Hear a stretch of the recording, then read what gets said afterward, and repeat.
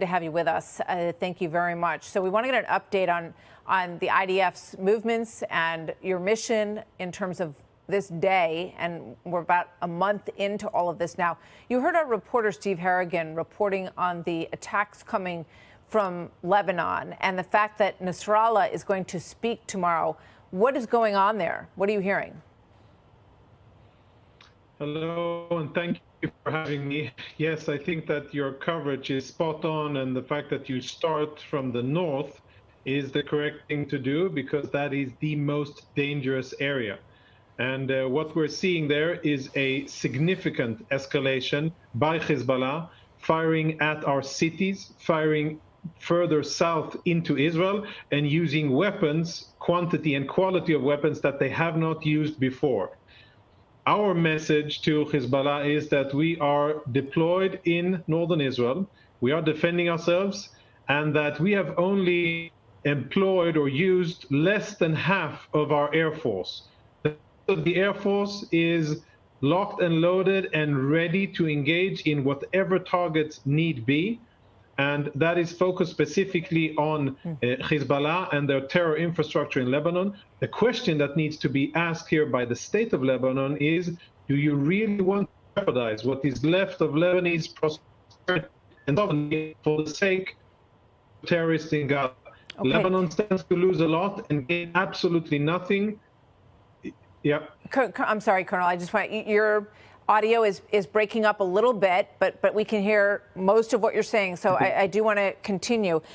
You heard John Kirby just moments ago, perhaps at the White House, saying that they are not convinced that Hezbollah is all in, or that they're going to increase their posture and escalate their posture. We also heard that the Wagner Group, from Steve Harrigan, there are reports that the Wagner Group from Russia may be deploying anti-aircraft missiles to Lebanon to shoot down your aircraft. Are you aware of that? Is that on your radar? Have you seen any of that equipment coming into Lebanon?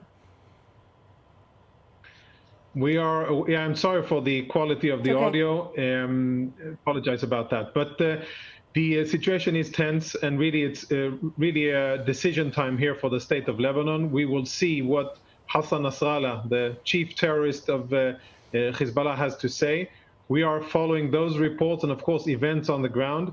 That would be a significant escalation on behalf of Hezbollah, and, of course, not something that we would be able to deal with or to accept. We would have to deal with that on a military level. And the bottom line here is that, yes, the situation in Gaza is serious. We are fighting. We are engaging with Hamas. But we're also focusing a lot of assets towards the north to make sure that they don't engulf the region in an all-out war, which would be disastrous for anybody involved. So it's tense times, but we are ready and prepared. So this is the top Hamas official, Ghazi Hamad, at 10 o'clock Eastern time this morning, talking about their commitment to this fight. Watch. Gaza will remain a thorn in the throat of the occupation, and we will continue to fight against the occupation. They could not achieve any achievement on the ground, either politically or military or security. So where does it stand right now, in your opinion? I know you all have said it's going to be a long fight, but he's saying that you will not win in this. What is your sense of how much ground you have made already, and how long you have to go before Hamas is eliminated, which you've said is your goal? Yes, this is the same Ghazi Hamad that 2 days ago gave very compelling interviews in Arabic to Arabic audiences about their desire to annihilate Israel and kill all the Jews, and to do October 7 over and over and over again. That's right. So let's not be confused with what he says in nicer words in English. This is a terrorist, a rotten, vile, and coward terrorist, part of a rotten organization. And I think that our actions will speak instead of words. Our actions on the ground are steady, methodical progress. We're making good progress according to our plan on the ground. Wherever there are tactical engagements between us and Hamas, we beat them.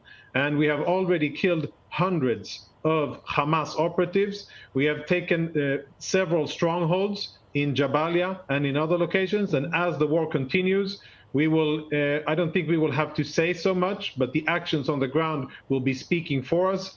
And the days of that Hamas terrorist and all of the others are counted.